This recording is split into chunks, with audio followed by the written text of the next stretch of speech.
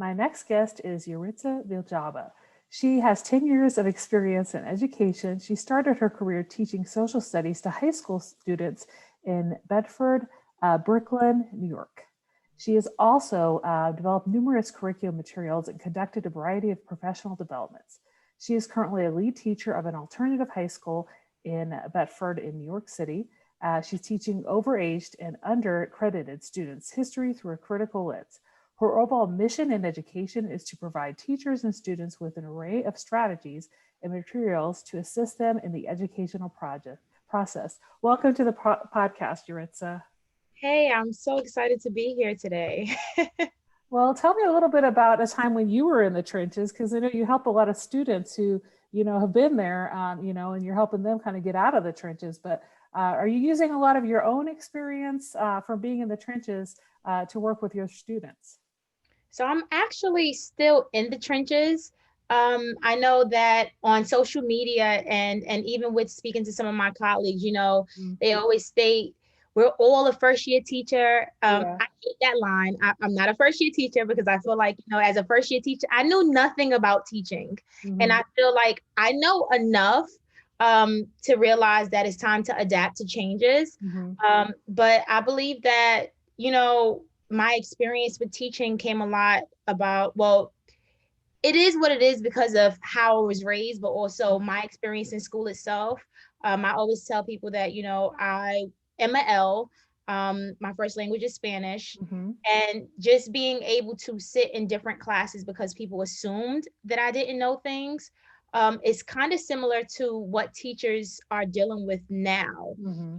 A lot of folks are making decisions and laws without actually asking teachers what's best for them and what's best for students. So I would definitely say that I'm in the trenches, and I was definitely in the trenches when I founded YB Educational Resources. Hmm. Hmm. Tell me a little bit about your experience as an ELL student when you were middle school and high school, and did you have teachers that supported you in that language learning process, or how was it for you being immersed in the English setting and maybe not getting support in some of your classes versus getting more in other classes?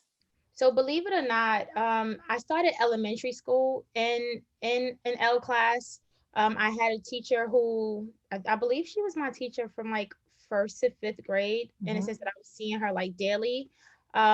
And she would teach me different things that were, the English language. Hmm. But what was so funny was I knew English. I came to Yeah. America when I was 3 years old. So it was almost like, hey, how you doing? I'm here. I exist. I don't really need this text. Can you Yeah. please provide me with something else? Yeah. Junior high school, I didn't receive any services, but then in high school, they placed me in what's called native, Okay. um, which was very different from your normal L classroom. Hmm. Usually, the goal is to teach you English, to teach you different things about, the culture in the United States. And my experience was totally different. I had a teacher by the name of Senora Gaetan. I still remember her name till this day because I had her for all 4 years. Hmm. We were in a classroom with only Spanish speaking students, Okay. and we only spoke Spanish, Yeah. which I found it to be like, so out of this world because here you have it. I'm one of probably 20 students, Hmm. but I'm probably the only one who has lived in the United States for so long. Hmm. And no one was teaching these students English. And so it's very similar to, I believe, my students who are overage and undercredited. Hmm. They're asking for more. They're asking for the resources. They're asking to be challenged. But because so many folks are making assumptions about, how students learn best, we're not meeting students where they are, which is why I say I'm still in the trenches. Hmm. Yeah. So did you was kind of that experience that you had as an L student cause you to want to go into education and be able to provide those students with more than maybe you feel like you were receiving as a student yourself? Oh, for sure. So when my family first migrated here to America, my mom had 4 jobs. Hmm. And so the task of making sure that me and, well, my brother and I had finished our work and we were ready to eat Hmm. dinner was placed on my sister. Hmm. And so one game that her and I will always play was school. Hmm. And she would just always teach me different things, but also it was almost like homework help. Hmm. And then with being in the L classroom, because I knew that I was dominant in the English language, I was speaking to other students in English, or we would play around and I'm cracking jokes. And because they didn't know, it was more like, oh, you have to learn this word. So I believe just that experience of, growing up, knowing two languages, but also having a teacher at home, because that's exactly what my sister was, and being able to teach others while I was in high school equipped me for being a teacher after college. Mm-hmm, mm-hmm. And when you first started teaching, maybe in your student teaching experience and your first assignment as a teacher, were you looking for schools that had students that were maybe missing credits, a lot like the students that you currently teach, or have you had experience teaching in other sorts of classrooms? So I never did student teaching. Okay.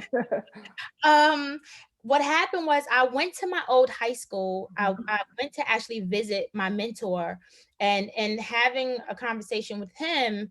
I had told him, like, I'm doing my master's in education, and I had just started. That was the same month I had just started my master's program. And he said, okay, well, come back on Friday. And I was like, for what? And he was like, because I want you to meet the principal. Okay. Little did I know that Friday was actually my job interview. I Hmm. got hired and I started that following Monday as a Wow. teacher. So I skipped student teaching. By the time I finished my master's, I was already in my second year of teaching. And actually, I did teach students who were overage and undercredited, Hmm. but we taught them very different. We taught them skills that would actually work today with remote learning. So gym was not in the school building. We actually took them to YMCA's. Hmm. Um, they did foreign language class using Rosetta Stone. Hmm. So we were already equipping students with, skill-based learning, and helping them actually even get jobs before remote learning began. And this Hmm. was what I've been teaching 11 years. So this was more than 9 years ago. Hmm. Um, and so I believe my experience, even just going back to my high school where I had just recently graduated from a few years ago, what was so shocking was some of the students that I knew from high school, meaning I was in a classroom class with, Hmm. were seniors still. They were Yeah. overage seniors, and guess who was the teacher? Me. Mm. So it made it weird, but then again, I believe that that's what motivated them to want to just hurry up and graduate and get out. And that's Mhm. usually what happens with my students as well. Like when I share my experiences or what I'm doing now, students are like, "Oh, well, I could do that too." And I'm like, "Of course you can." So Mhm. just even being able to relate to students on that level of course anything is possible. You never know who has their eyes on you. You never know, what's planned for you unless you give yourself, a chance. I believe that's what makes everything possible. Mhm. Mhm. And you, as a social studies teacher, right now with just all the cultural relevant pedagogy and a lot of what's been going on in the country over the past 6 months, what kind of discussions do you have with your students, and how has it maybe shifted now that you are in a hybrid or you've been online? I think you said you were opening up now in October a little bit. Mhm. How do those discussions go, especially when you're kind of on that the Zoom call or the Google Meet, and everybody is trying to speak, and people are muted? How does that go? And is everybody able to say their piece? Yeah, so I've always had real, and I'm going to put real in quotes, Mhm. real relationships with students. So I look at students as, I'm not an expert, we're both Mhm. students, Yeah. which means I'm not going to be perfect, and nor do I expect you to be perfect. Yeah. So when we are on Google Meets, we use Google Meet. So when we are on Google Meets for live instruction, I'm always asking them to ask questions, tell me how Mhm. you're feeling. And if the conversation goes off the wall, and they're telling me about what happened last night or what happened Saturday, it doesn't matter because I'm still engaging students in conversation. For me, all that matters is that my students are safe. Mhm. And sometimes that means academics means nothing. My students have been through so much in life.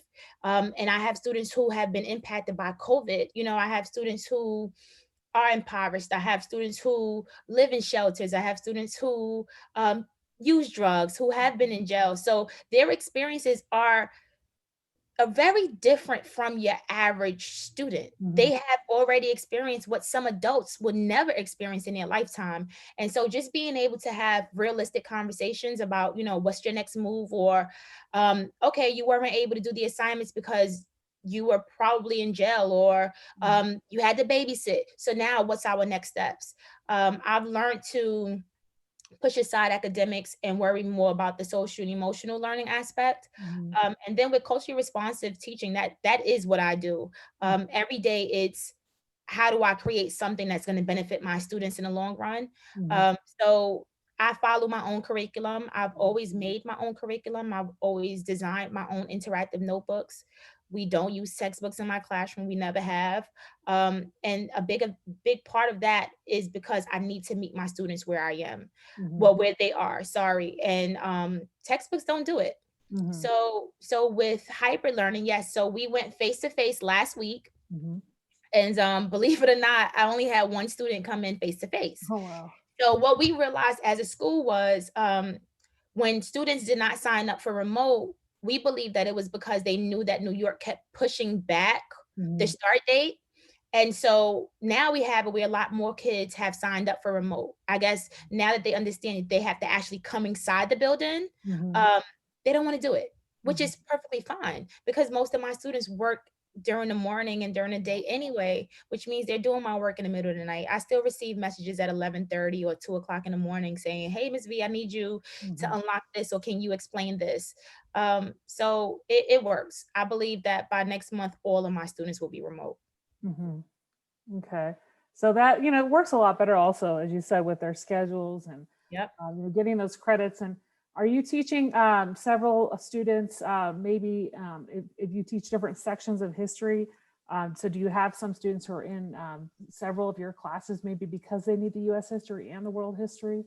Yeah, so I only teach US history, but I teach US history 1, 2, AP 1, 2. Okay. So I'm the only US history teacher in my entire school. Hmm. So if you need US history, you've been in my class.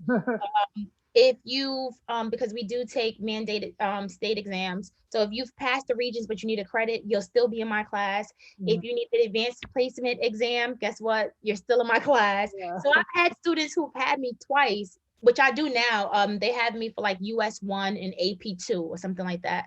So I'll see them twice a day, or I may just see them once face to face and the other time just virtual, which means I don't have them really do live instruction if Mhm. I already addressed something in class. Okay. But it's a lot. Yeah. Yeah. But you feel like just kind of getting back into the virtual teaching, you're able to continue those relationships with students that maybe you had few of them last year, but also building the relationships with the kids that you started with this year. It's not been too much of a hurdle in the online environment. Oh no. And building relationships is important. And I always, mention that to folks. So even before remote learning, Mhm. I designed a flipped classroom just to meet the needs of my students, because attendance is always an issue with overage undercredited students. Like I mentioned, they work during the day, and that's usually the typical, well, the time that we actually have classes. Yeah. And so I would have to use Google Classroom almost like a second classroom for my students. That way, all right, you didn't make it face to face, but you're still able to access the work online. So Mhm. most of my students who probably had me last year or the last semester before summer school, they already knew like what the expectations are, how we're going to do live instruction, how to work Google Classroom, but also I'm known for doing how-to videos. Mhm. So if I can't answer a question during the day, you could just click on a video at night when you're working independently, and you'll still be able to receive the content, or you'll still be able to receive explanations for questions that I know you may have.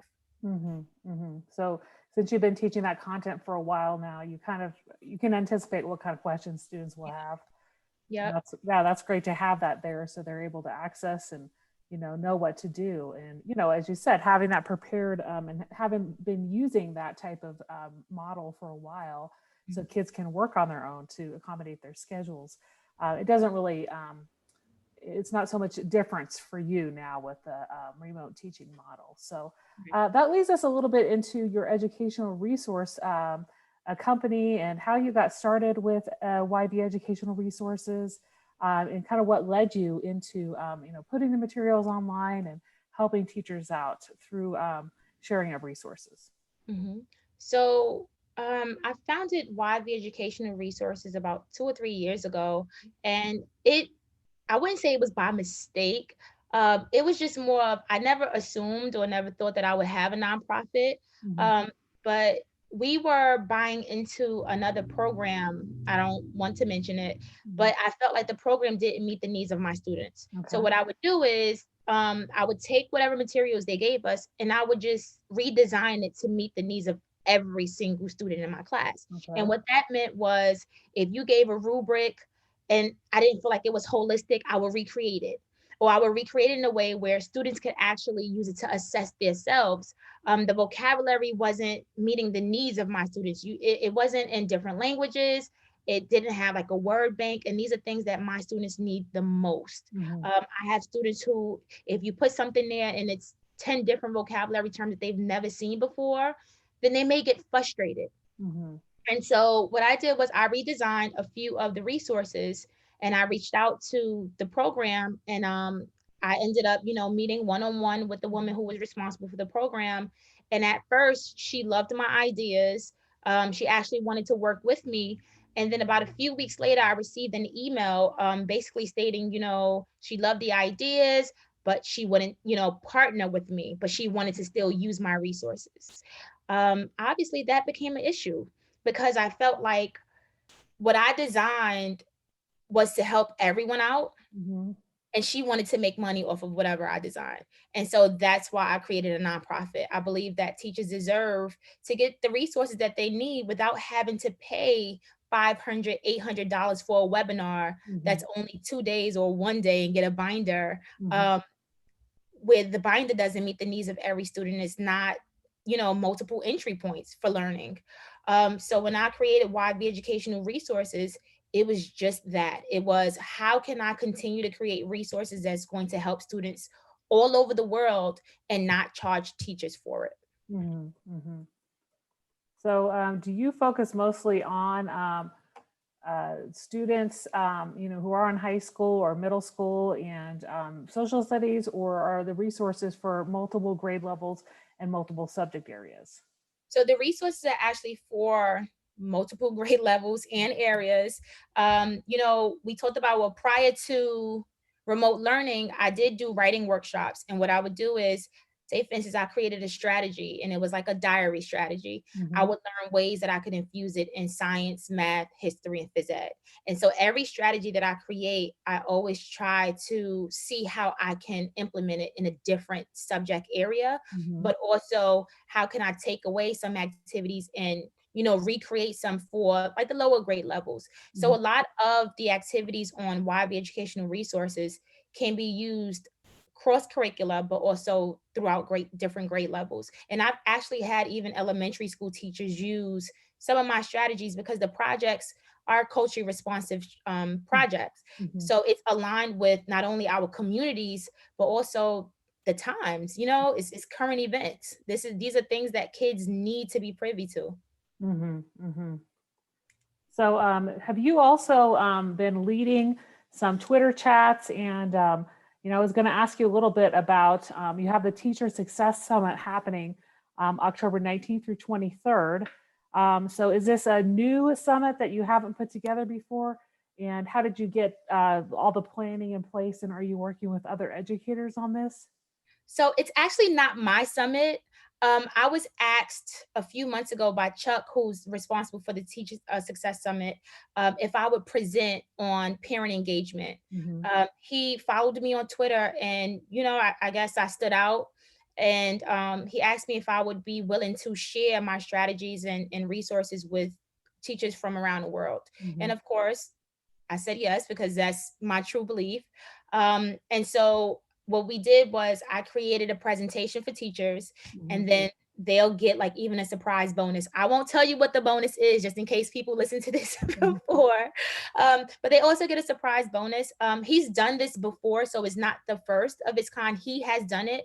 But what I love about it is it's over 100 educators. Hmm. And for more than 4 days, you can sit there and on your own time, you can pick and choose what kind of workshops you want to sit through. And then if you feel like, well, maybe whatever Yaritza said with parent engagement, I may want to use this later on in the year. Hmm. Um, before it expires, you can actually just get a membership to the Teacher Success Summit and you'll have it for the entire year. And that goes along with every presentation.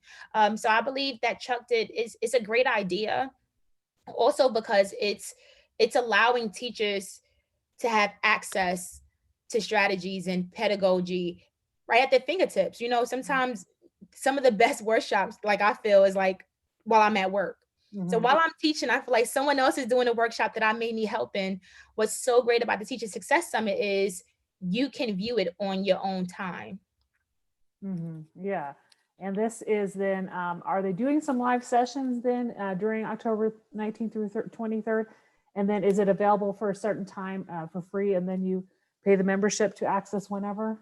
Yep, it's available from October 19th to the 23rd. And you can access it for free. And then after the 23rd, you can pay for the membership if you want access to all of the videos. Okay. Um, so I know my session isn't live because I'll be teaching. So what I did was I pre-recorded my session.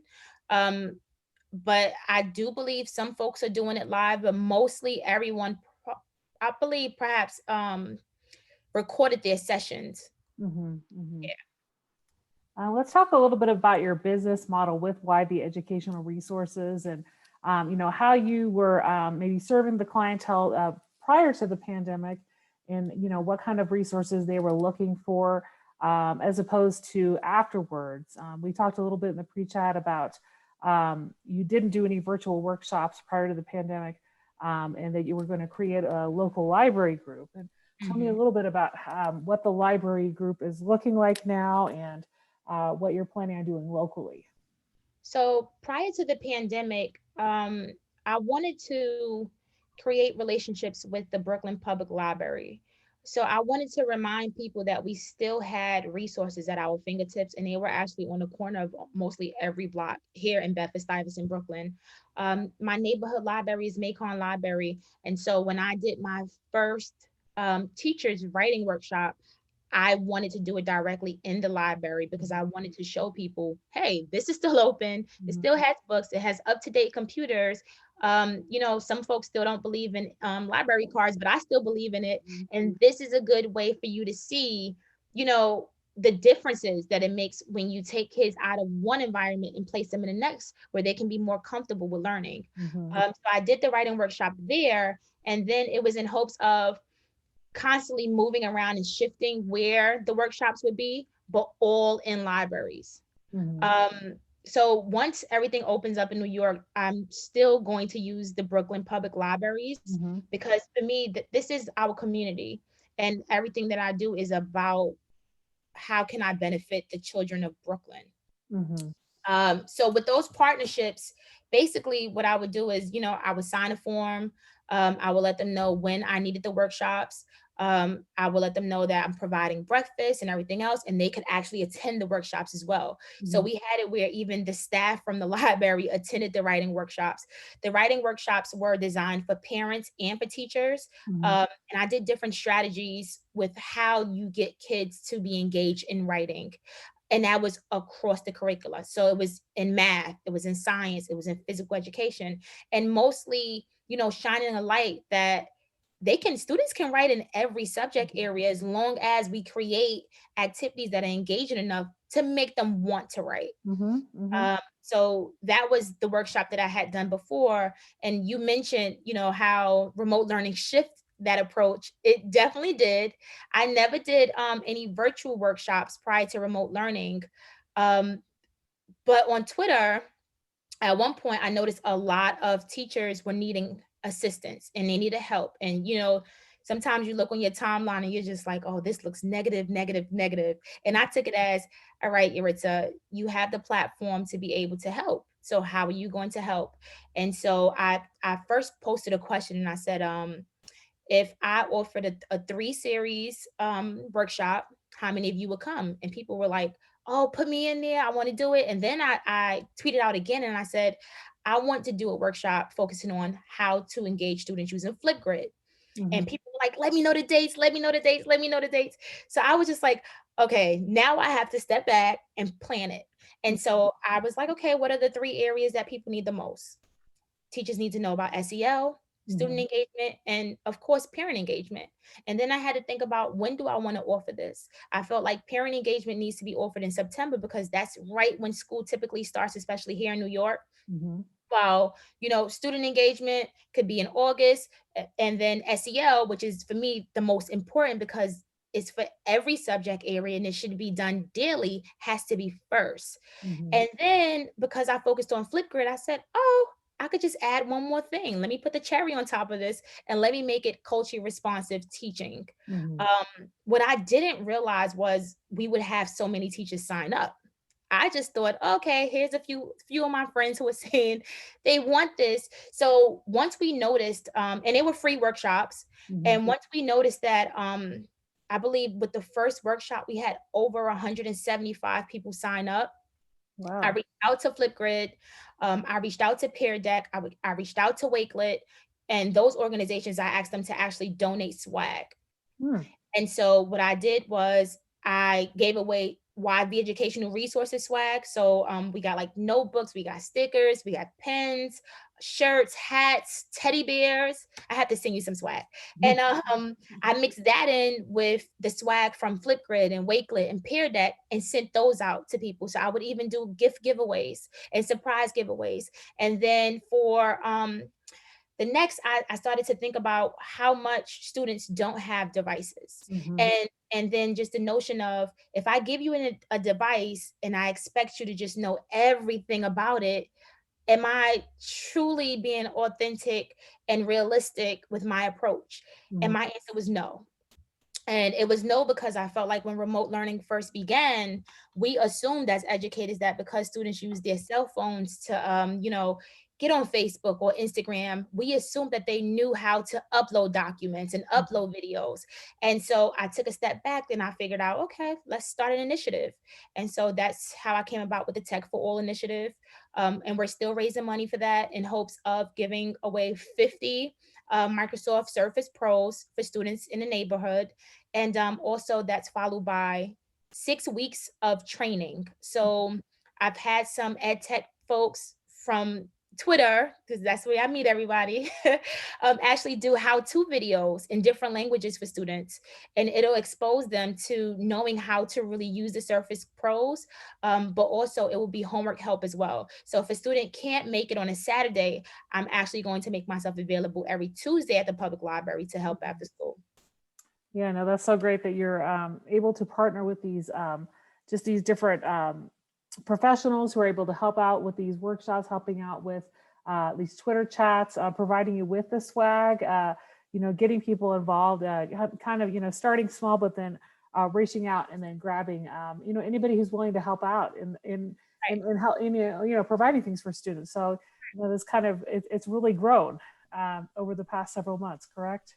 Yeah, it's gotten huge. And I don't know, can you see this picture behind me? Mhm. You see it, Yaritza? So that's actually a Flipgrid new series. Surprise. So I have my own show now with Flipgrid. It's called Yaritza, and it's culturally responsive teaching. Every Monday I go live on YouTube. I answer questions from teachers all around the world that are submitted through the forum. And every Friday I post a blog, basically giving them, extra information. Okay, so on Monday's show, I talked about these 3 activities. This is how you can implement it. So this is new now. Yesterday was actually episode 2. So surprise. So what time of day Eastern would that be on Tuesdays? So on Mondays, it's every Monday at 6 p.m. Eastern Okay. time. It's at Yaritza, it's live. And then every Friday we post the blog. So before noon Eastern time, you'll see the blog post. We usually post it on Twitter to share it. But if you go on a Flipgrid website and you press blog and you hit on at Yaritza, it's right there. Okay, well, that's great to add to the show notes so the listeners can access that and access your YouTube videos and your blog as well. So, what kind of remote learning resources do you provide people who jump on your website? And do people have to be a member to access the resources? Is there any type of fee? So there's 2 ways. So when we first designed YV educational resources, there was no fee, Mhm. and it's still partly no fee. So you don't have to be a member to be on a website. I have a free Google Classroom that has every single resource I've ever created. And it still continues to be that. And then we created a site membership for folks who want to do like one-on-one talks with me, Mhm. or who, want to do some kind of like chat, want to post things to my forum.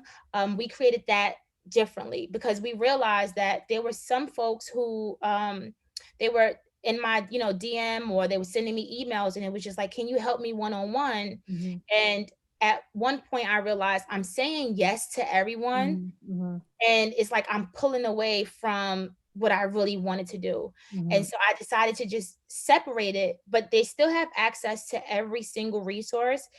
The membership is for now if you want one-on-one assistance, Mhm. and you literally through that membership page, it'll give you a calendar, and you click on not only if you want like one-on-one help, Mhm. if you want me to do curriculum planning with you, if you want Zoom meetings, if you want to chat, you pick it, you add it to the calendar, and then I get a notification. Mhm. So it's kind of just, walking teachers through how to use the resources, giving them some ideas on their lesson planning, and kind of coaching them through maybe a tool that they haven't used before. Right, that's Yeah. exactly what it is. Okay. So yeah, because like I noticed, it's one thing to create and to Mhm. share. I'm a firm believer of I can show you better than I can tell you. Mhm. Because for educators, sometimes we sit through professional development and we hear folks say, well, I had 99% pass rate on this, or this work, trust me. And I'm sorry, I can't trust everybody. So I'd rather you show me something, and then that way, from my understanding, I could either tweak it for my kids or just say this will work perfectly, Mhm. as opposed to saying this is just one way that you should teach something. So those one-on-one sessions with members actually helps because now I get to know who your students are, and now we can tweak it together. So you may have a question about a resource that I created, but you feel like it won't align with your learners.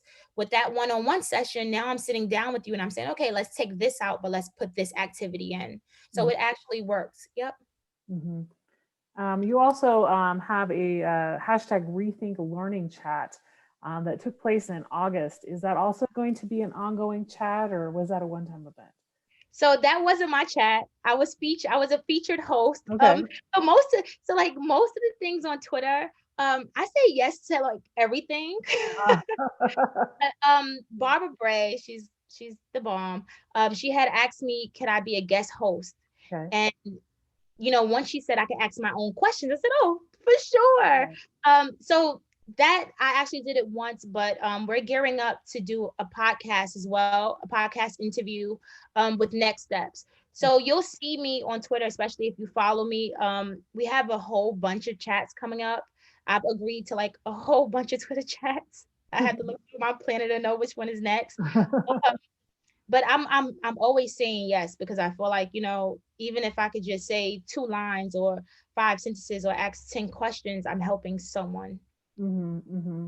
And I just wanted to go back a little bit to when we talked in the pre-chat. You talked a little bit about how when you were starting out as a teacher, you were a peer collaborative teacher, but it was difficult for you to make the connections. And maybe when you were starting out, you had to do a lot of it on your own. So did that kind of lead you to wanting to help the teachers, maybe because you had to find a lot of the materials yourself, and now you want to kind of give others what you've been able to create?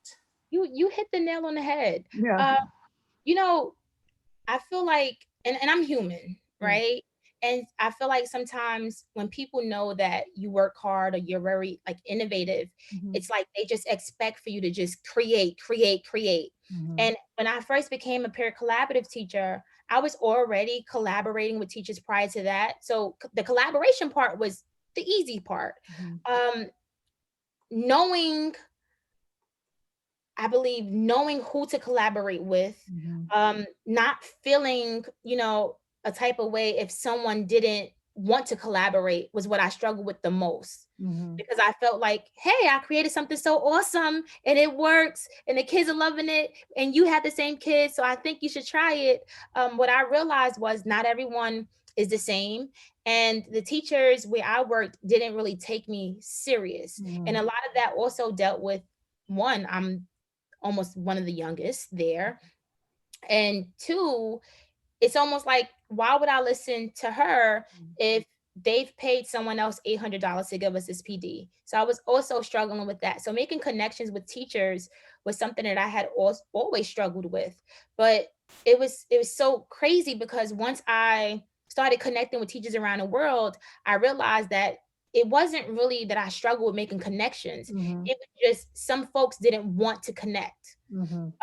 And even, from the last time you and I spoke, I met so many cool people, and I've had, so many different sessions. Even last week I was just on another session with some folks, and I'm just learning, how to embrace everything. And so some people may want to connect, some may not want to collaborate, but that was difficult for me to understand from teachers that worked with me, because I felt like they knew that what I had to give was going to be awesome, you Mm-hmm. know?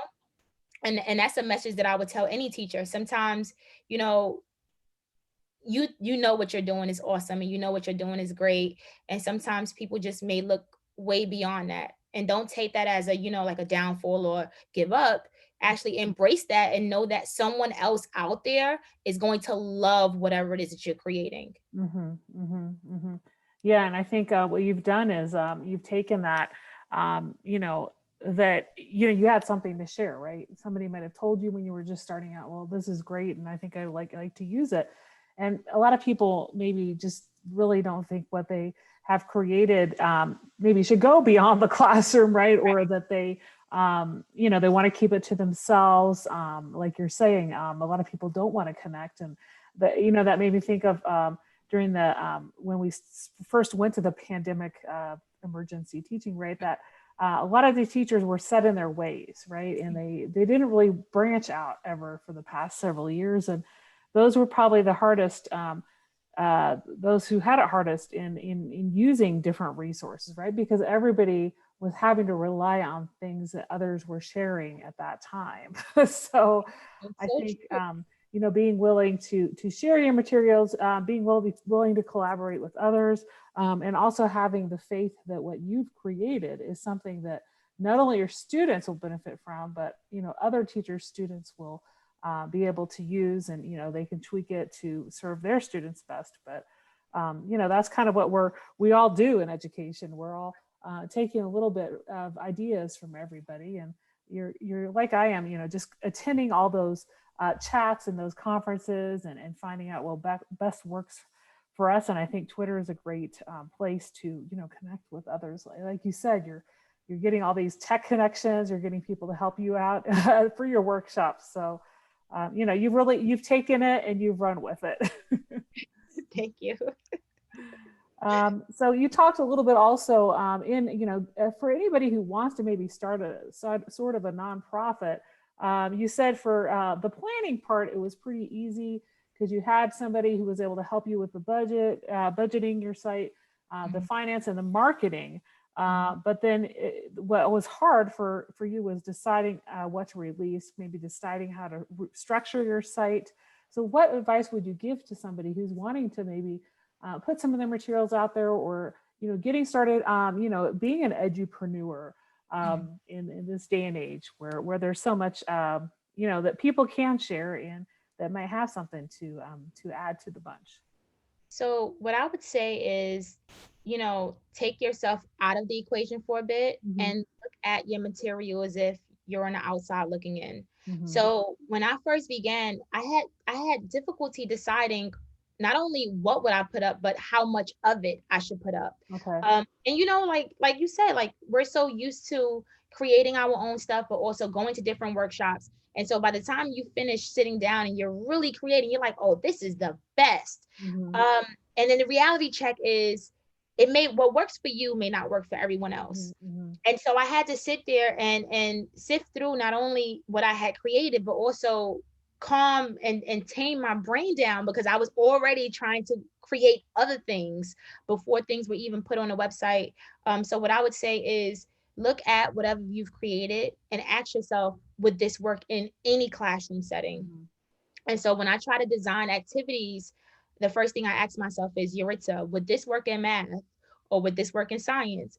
how would you, how would you answer this question for a physical education teacher? Would you tell her, hey, this is just history? Or do you say, okay, well, instead of just focusing on the Greeks, maybe you should focus on the Greek Olympic Games? And so just trying to tie things in with different subject areas, because at the end of the day, you want to create resources that can benefit everyone. And even if it's content based, look at the structure of your resources, right? Because a teacher may not take your lesson plan, but they may look at how you structured it and realize, oh, this works because it leads to the next step. And so they may not need your content. They could just use the structure that you've created. So just, ask yourself that. And I still do that to this day. I create things. I wake up in the middle of the night sometimes. I create activities. I put it up in Flipgrid Disco Library. And then tomorrow I'm like, I got to change that line because that line wouldn't work in math. So everything is a reflective process. And like I said, I'm not perfect. And I never want to see myself as being perfect because I still want to remain humble. And I know I'm going to make mistakes. And so I don't want other people thinking I don't make mistakes because I definitely do. Yeah, and we're constantly learning and becoming better at it. And I think also having yourself out there and getting feedback, right? Whether it's through these YouTube videos, Twitter chats, or just people that are writing into your website and commenting. Maybe not everybody is as comfortable giving feedback, but it also helps you when you're working with clients and seeing how they're using some of the materials. That helps you tweak things, so you can serve the next client even better. Oh, for sure. Even, in our free Google Classroom. So I believe we have 94 teachers from across the world already in our free Google Classroom. And the number goes up every day. And I have teachers who send me messages through the Google Classroom about different activities. And I love it because now I'm able to say, okay, Yaritza, well, if you have to really explain this down to a T, then maybe you should just make some changes. If it's not self-explanatory, you have to make some changes. And so even if the stuff that I have up there now, I'm waiting for a question because that question makes me revisit whatever I've already posted, right? And so constantly revising, that's great. That's a great part of growth. It's how we continue to learn, but it's also what we expect from our students. When our students give us the first draft, do you just accept it and say, great, I read your first sentence, this is awesome? Or do you do like I do? I take it home, I sip my coffee, and I go, the first line was good, but I tell you, after that, he lost me. So let me take my pink or green pen because I don't use red. And let me, write him some comments and put some smiley faces, even though I'm asking some questions. And then that's another thing. I don't put comments, I put questions. Because I feel like comments steers kids away and it makes them feel like they did something wrong. But if I ask you a question like, why did you say this person assassinated this person? Are you sure about that? It allows them to then go back. And if they are correct or incorrect, they'll make the change and just be like, oh, my bad, Miss V. You know what I meant. No, I didn't know what you meant, but thank you for going back. So that's even another thing, just learning how the reflective process is, learning how revision is. It takes us all time to revise. I've been to college. I didn't had so many, well, 2 master's degrees, and I'm still learning to revise. Yeah. No, that's so important to look at student work that way instead of writing comments, ask those questions because we don't always know, what they were thinking. Is this a P or a B even, right? Or is this a comma or a semicolon? Even stripped down to those small things that maybe we can't tell from their writing or, just how they worded things. As I've taught English, I know that a lot. And, just the use of grammar and, what do they really mean in this sentence? Right. So, out of everything we talked about today on the podcast, what's one thing in particular you'd like listeners to remember? Ooh.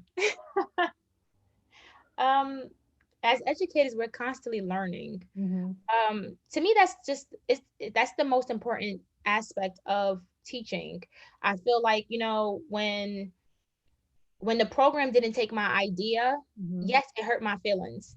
Yes, it let me down. But then I realized, okay, Yaritza, so what are you going to do about it? Are you going to continue to have, people say no to you after, you've created such brilliant, because of course I'm boosting myself up, brilliant work?